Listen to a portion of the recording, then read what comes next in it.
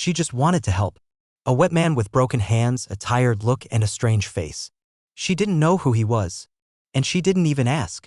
And a month later he stood on stage, in a perfectly fitting suit, and said, "She saved me," not knowing who she was saving. He's a billionaire. She's a nurse working 24/7 to save her mother. Two worlds that weren't supposed to intersect. But they did. Forever. This is not a story about Cinderella, but about the choice to be human even when no one sees. About kindness that does not wait for reward. And about how one gesture changes everything. Let's dive into history. The rain that evening was almost cinematic, big, heavy drops pounding the glass of the emergency room as if they wanted in. The automatic door kept opening, letting in a blast of cold air and the smell of wet asphalt. St. Elora was used to evenings like this, always busy, always unprepared. Claire Morrison finished her 12-hour shift, but she didn't leave. She stayed, as she often did, to help with paperwork, to cover for someone who was late, to run to see an elderly patient on the 5th floor simply because no one else would remember. She didn't complain. She didn't know what it was like to complain. Work wasn't a duty for her, it was her salvation. The only stable rhythm in a life where her mother was waiting for a kidney transplant, bills lay unopened, and the only day off was a fantasy. It was 10:43 p.m. when he entered the reception room. At first, Claire thought it was one of the homeless, and frankly, she almost walked past him. He was slightly taller than average, with a hood on his head and a cloak clinging to his body. But there was no confusion or madness in his gaze. Just weariness. A deep, ringing weariness. And something else. As if he himself was surprised to be here. "Is everything all right, sir?" she asked softly, already setting her mug of tea aside. He nodded. "Just fell. A small scrape. Don't worry. I'm a nurse. It's my job to worry. Sit down, show me your hand." He obeys. His fingers are shaking. The skin on his knuckles is broken. The wound is not deep, but it needs to be treated. "Where did you do this?" "Slipped. Never trusted tiles." He smiles weakly. His eyes are gray. And too clear for a homeless person. Claire treats the cut in silence. Then she takes a thermos out of her bag and hands him a paper cup. "There's some vegetable soup left. Warm." He looks. "You don't have much as it is." "That's enough for me. And you clearly haven't eaten." He takes it. Drinks it. Silently. Slowly. Like a man who has long forgotten the taste of warmth. "Thank you," he says finally. "It's nothing," she smiles. "No. It's not nothing. People don't do that anymore. Just like that. For no reason." She doesn't answer. She just removes the bandages. "Do you have a name?" she asks. "And if I tell you, will everything change?" She looks at him in surprise. "Sometimes it's better that you don't know. Believe me." He stands up. Without hurrying. In a coat that is clearly more expensive than it looks. Only now does she notice the details, a well-tailored collar, quality shoes under a layer of dirt. He is definitely not from the street. He was hiding. "I can write you down. At least for the record," she says. He smiles at the corners of his lips. "Just write down, the man who wanted to believe again." It's too long for a card. But it's accurate enough, right? He turns. Walks towards the exit. Before the door swings open, he says, "Do you still believe that good comes back?" Claire looks at his back. "I believe that if everyone stopped, life would become unbearable." He goes out into the rain. Blends into the street. Disappears. The night passes restlessly. At 3 in the morning, Claire dozes off in the doctor's office. She sees his gaze in her dreams. There is no guilt, no aggression. Only gratitude. And sadness. The kind that neither coffee nor morphine can help. In the morning, she finds a folded napkin at the nurse's station. On it are only 3 words in neat handwriting. "Thank you for the light." At first, she thinks it's a prank. But no one saw it. The cameras at the entrance were turned off by the morning power surge. No data. Just memory and heat. And the feeling that she did something more than just a bandage. 2 weeks after that night, Claire Morrison's life continued on a familiar trajectory. Shifts, lack of sleep, caring for her mother as she recovered from dialysis, bills, bills, bills. Sometimes she thought of him, the man in the trench coat who had appeared and disappeared like a fragment of a dream, leaving behind not anxiety but warmth. She didn't know his name. She couldn't find any records. And yet, every night, after the 8th patient, the 6th coffee, the 3rd drip, she found herself replaying his voice over and over again. Not because he was special, but because there was something recognizable about him, as if she'd known him before, from another life, another world. On Monday morning, as soon as she walked into the reception area, the receptionist, Laura, waved her hand. "You have an envelope." "From whom?" No signature. Just came with a courier. They said, only for your hands. The envelope was thick, cream-colored, with no return address. Inside was a piece of paper and a check. She read it twice before she realized her hands were shaking. Thank you for your kindness. Don't ask from whom. Just continue to be yourself. From a friend. The check was made out in her name. $50,000. Claire didn't believe it. Her first thought was a mistake. Her second thought was fraud. She checked the details. Everything was authentic. The signature was real. The account was valid. The money was real. Her legs felt as if she had suddenly become lighter than air. As if there was no longer a hospital floor beneath her but an abyss, and she didn't know whether she was flying up or falling down. She rushed to the head nurse, Susan, with a confused face and a trembling voice. Someone sent me this. Just like that. Didn't sign it. What should I do? Susan, an older woman with a sharp tongue and a kind heart, only raised her eyebrows. Congratulate yourself and go drink coffee. Today you deserve two. Do you think it could be him? That man? That night? You don't know who he is. But no one knew. Then believe that he is. Because even if it's not him, someone in this world thinks that you're worth $50,000. And that baby is a miracle in itself. That evening she sat by her mother's bed. The woman slept peacefully, her breathing even, her face soft for the first time in a long time. Claire held her hand and looked at the window where the night light of a lantern streamed through the glass. She thought, is this even possible? For a stranger to just like that? But deep down she knew he had seen the real her. Not the uniform. Not the tired smile. But who she was. And that somehow was enough. The next morning she went to the bank. Opened a new account. Asked to have everything done through a notary. No rush. No hysteria. The money was not for shopping. Not for running away. But for her mother's treatment and to pay for the education she had long ago postponed. I don't want a miracle, she told the notary, I just want some air. A week passed in silence. No calls. No letters. No hints.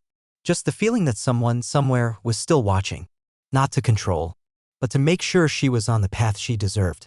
One night, leaving the hospital, she again noticed a silhouette against the wall. A man in a dark coat. He stood motionless as if waiting for someone. She squinted, her heart jumped. But when she came closer, it turned out that it was just a security guard from the neighboring office. And yet, at that moment, it became clear to her, she was waiting. Unconsciously. But waiting. On the fourth day, a new magazine appeared in the staff room. On the cover was a man in an expensive suit, hands in pockets, confident look. The caption read, Leo Whitman, the East Coast's most private billionaire. Claire stopped suddenly as she leafed through the magazine. Her heart pounded in her ribcage again. The eyes. Those eyes. She recognized them. It was impossible. Absurd. Fantasy. But she knew it was him. Not a tramp. Not homeless. But a man standing on the cover of a glossy business magazine. The owner of a fund that buys companies and restores old cities. One of the most influential investors in the country. Why are you frozen? Laura asked. I just thought I knew him, Claire breathed. You know Leo Whitman? You're something. Just tell me right away that you saved a billionaire from starvation. Claire smiled with forced ease.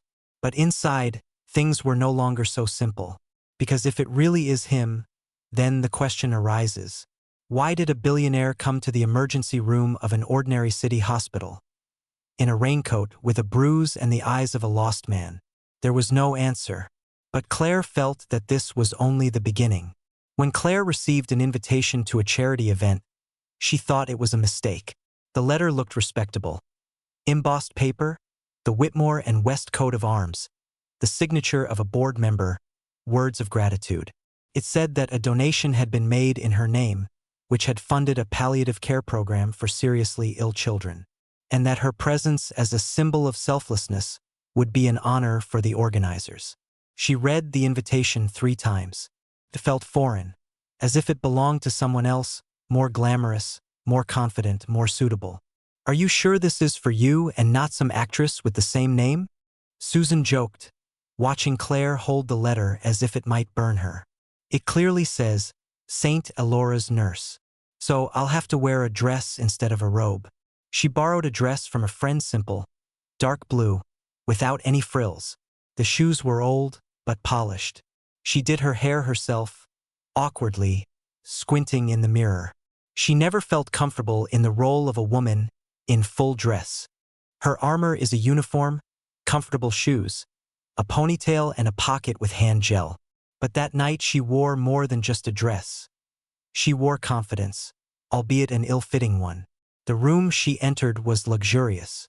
Marble columns, live orchestra music, women in glitter, men in tuxedos.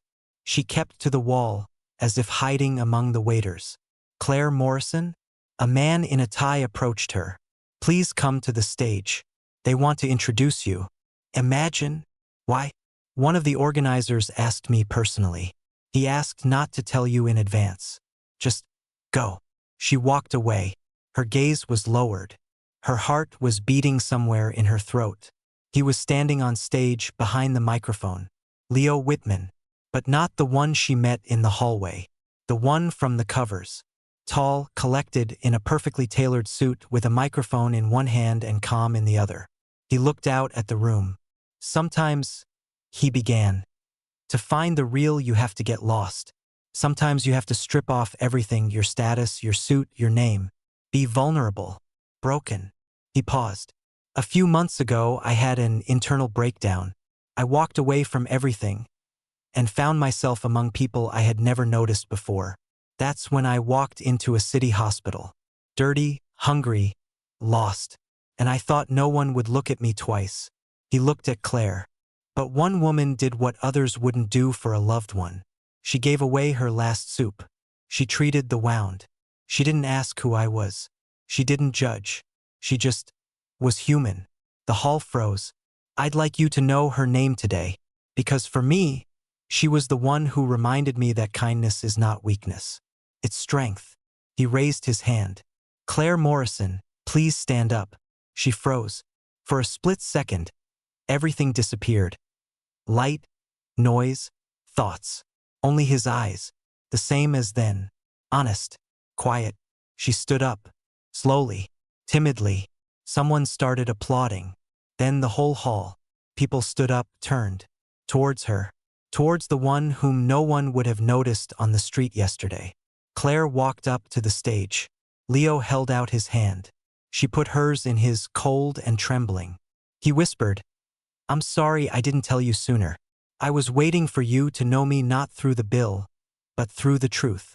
I found out, she whispered. Even then, I just didn't believe it.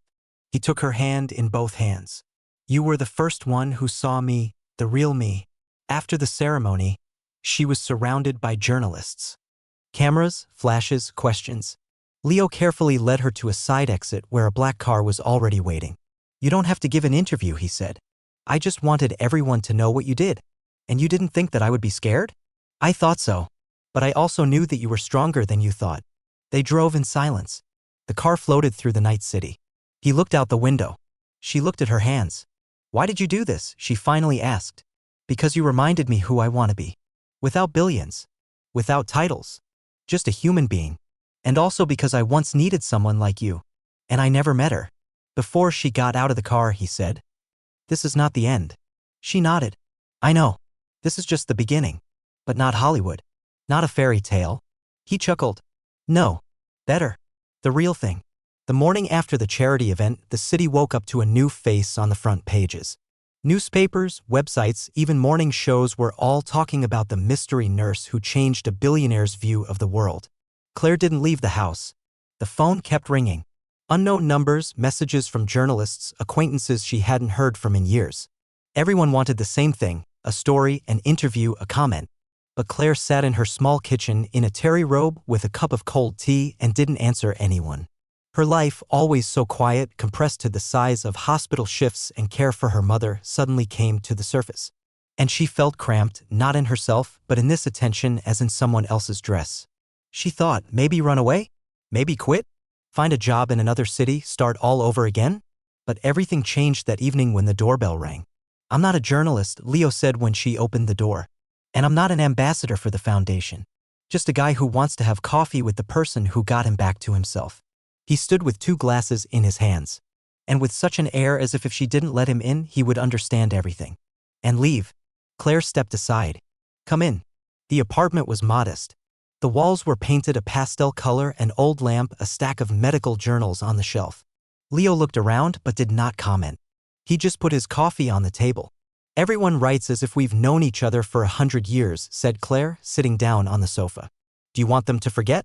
I want to go back to that night when I just helped a stranger. Without a camera. Without applause. Without you on stage. I didn't want to make a show out of it. But I did. He fell silent. It was important to me that you know I remember you.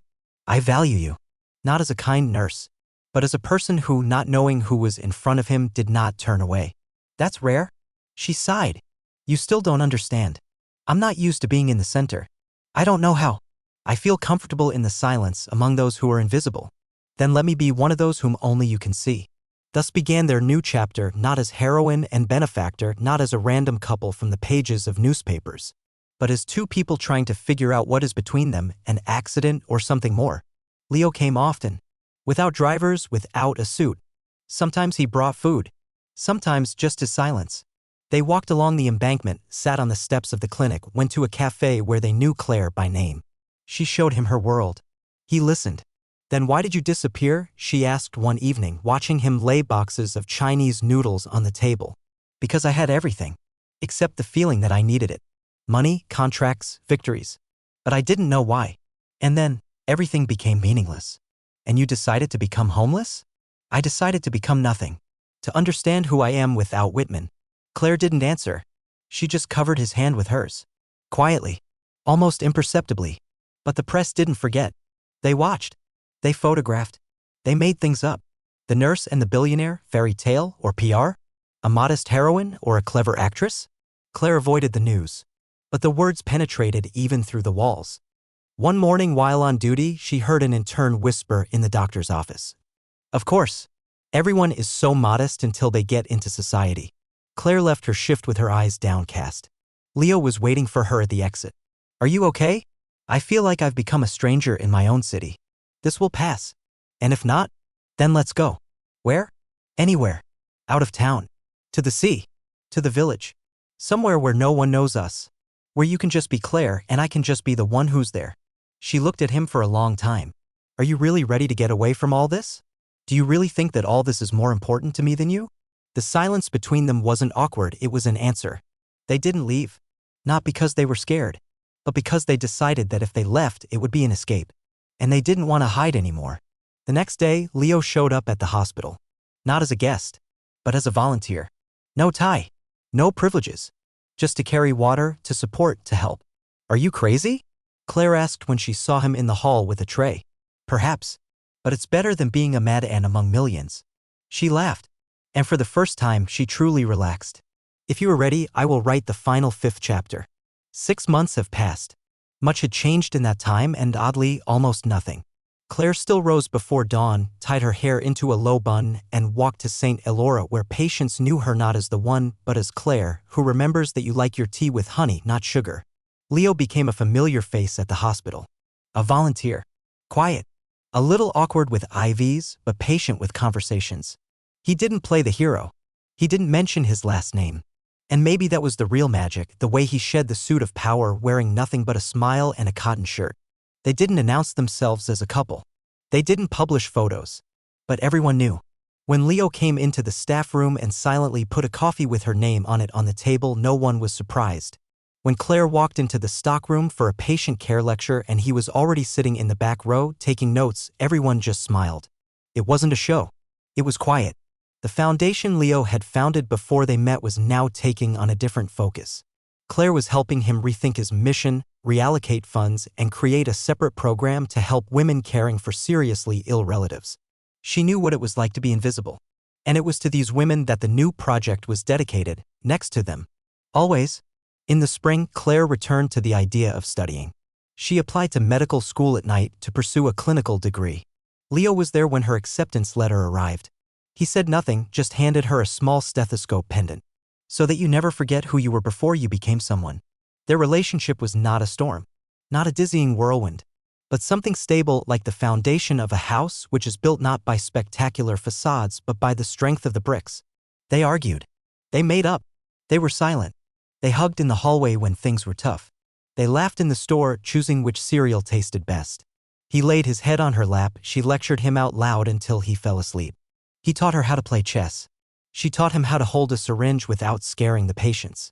Sometimes journalists still tried to catch them on the way out, to take a photo, to fish out confirmation. They wouldn't give it. But once, when they were again called a myth in a morning newspaper column, Claire said, "Do you want it to be once and for all?" He looked at her with a half-smile. "In what sense?" "I mean, a balcony, evening, light, 2 glasses, and a little truth." That night they stood on the balcony of his apartment where everything was like at the beginning of the film, the view of the city lights, the light breeze, the glass in her hand, the stars above. "I never thought any of this was possible," she said. "What, everything? That someone like me could be with someone like you and not feel not enough. And I never thought anyone could look at me without fear or interest. Just the way you look. How? Like I'm just a person. Not a project. Not an article. Not a problem. But alive. Real." He took out a small box. No words. Just opened it. Inside was a ring. Simple design. No stones. No pathos. "I'm not asking for a fairy tale. And I'm not promising eternity. Just that I'll be there when you feel good. And when you feel bad. And on those days when you don't believe in yourself, I'll believe for both of you." Claire looked at him. At the ring. At his hand. And without waiting for the pompous words, she whispered, "Yes." The wedding was simple. Just the closest people. Claire's mother, almost fully recovered, walked arm in arm with her to the arch decorated with wild flowers. Leo stood in a light shirt, and next to him were Laura and Susan, both with scarves, both with a sparkle in their eyes. No cameras. No press. Only those who saw them from the beginning. Those who knew that this story was not a headline, but life. They didn't go on a honeymoon. Instead, they went on a medical outreach to a neighboring area where there were no doctors. Leo delivered water and recorded temperatures. Claire set up IVs and taught the children about the heart. At sunset, as they sat on the steps of the old school, he said, "You know, I thought you saved me. Then, that night? And now you don't think so? I think I was wrong." "Why?" He looked at her with a soft smile. "Because now I see you didn't save me. You just showed me how to save myself." Share your opinion about this story. Don't forget to subscribe and like this video so you don't miss new stories.